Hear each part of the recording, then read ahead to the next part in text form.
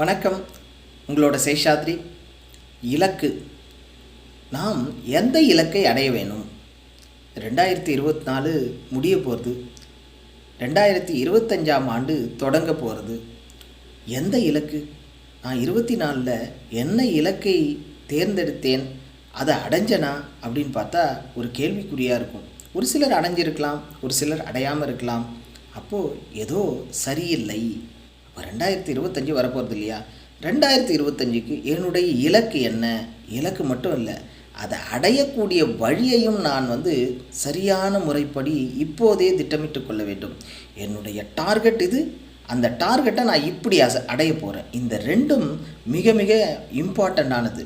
அப்போ 2025க்கு உங்களோட இலக்கு என்ன? தெளிவாக இருக்கணும் இலக்கு. அந்த இலக்கை அடைய வழி என்ன? அந்த வழியையும் தெளிவுபடுத்தி வெற்றி நிச்சயம் உங்களோட தான் இருக்கும். தேங்க்யூ.